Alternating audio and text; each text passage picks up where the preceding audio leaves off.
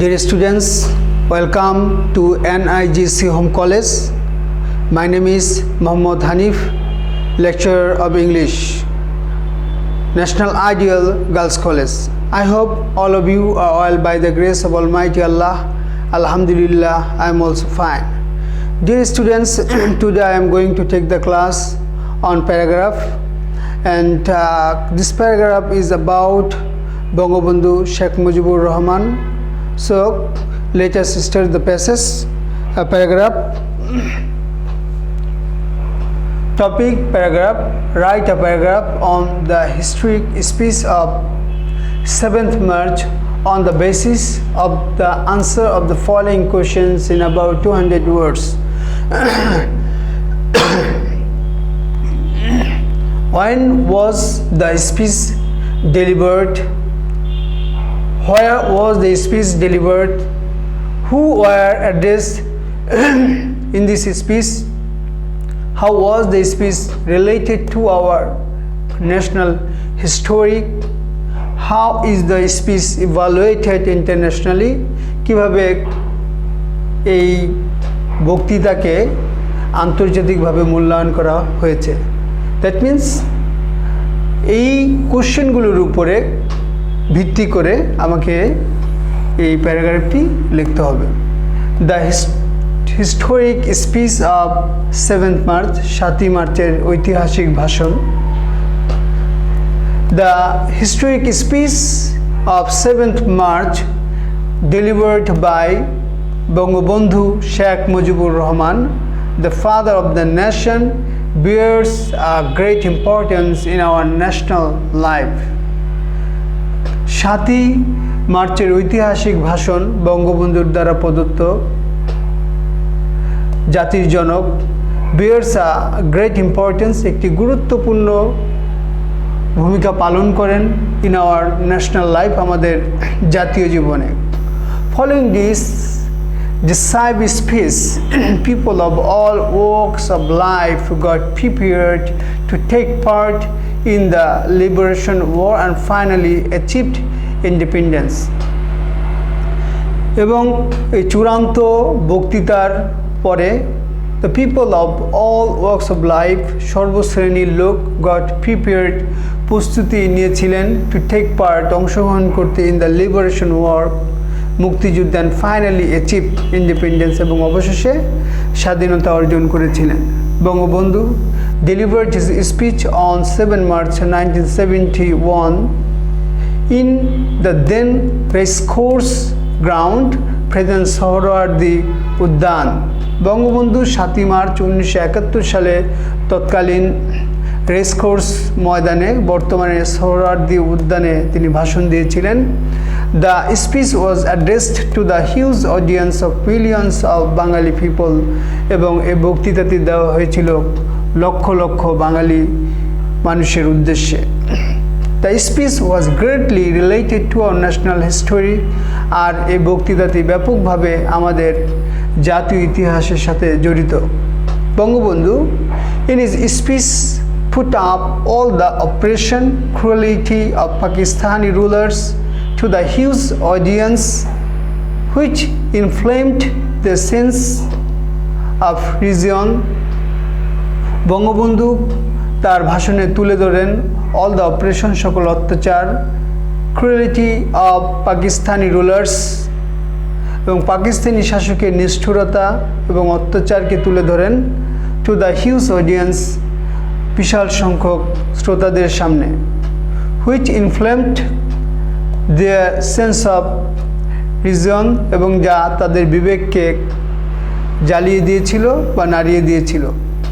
He asked the common people to stop all the official activities, তিনি সাধারণ মানুষকে সকল ধরনের অফিসিয়াল কর্মকাণ্ড বন্ধ করে দিতে বললেন। He requested the people to convert their houses into a fort and confront the enemy with whatever they had.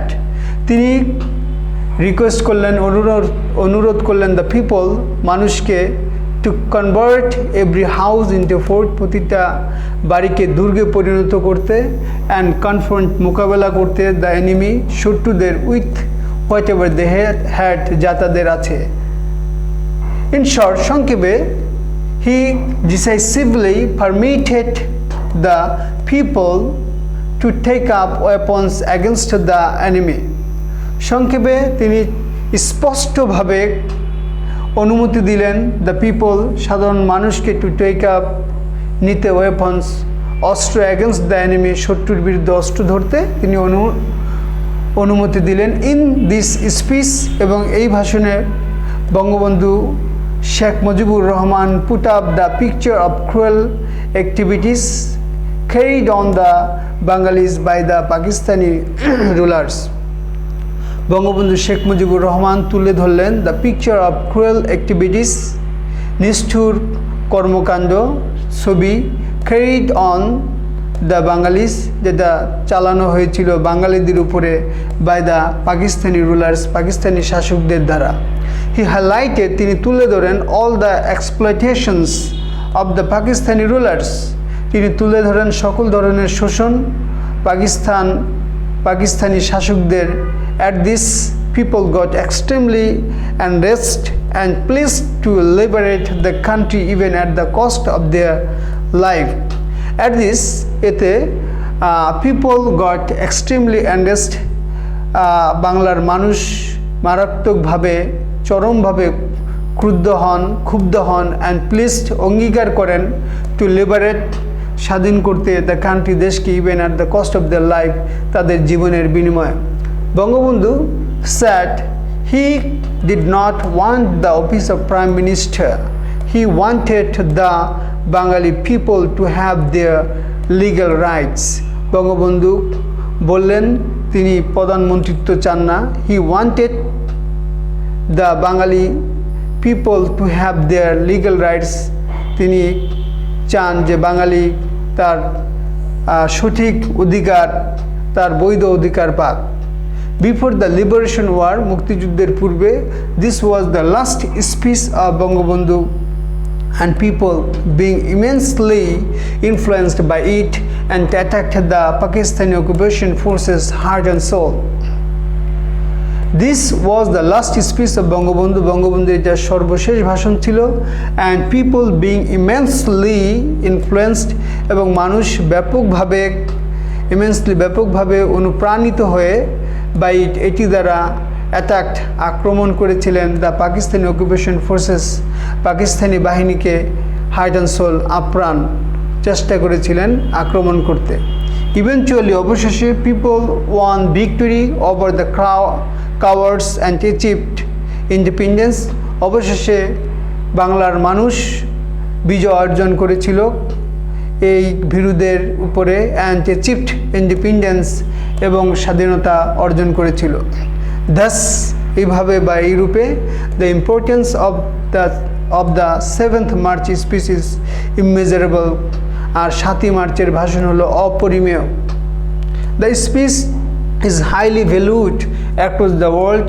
আর এই বক্তৃতাকে ব্যাপকভাবে মূল্যায়ন করা হয় বিশ্বে। রিসেন্টলি সম্প্রতি UNESCO has recognised this historical speech of 7th March of Bangabandhu as part of the world's documentary heritage। UNESCO ঘোষণা দিয়েছে স্বীকৃতি দিয়েছে দিস হিস্টোরিক্যাল স্পিচ অফ 7ই মার্চের ঐতিহাসিক ভাষণকে বঙ্গবন্ধুর as part of world's documentary heritage পৃথিবীর দলিলাদি ঐতিহ্য হিসেবে। দাস এইরূপে the speech has added to our national glory. এইরূপে এই বক্তৃতাটি আমাদের জাতীয় গৌরবের একটি অংশ হয়ে দাঁড়িয়েছে। Dear students, this is the paragraph of the speech of Bangabandhu Sheikh Mujibur Rahman and I hope all of you have understood the paragraph. So I will finish here. I will take a farewell. So I will finish here. I will see you with another topics. Allah Hafiz.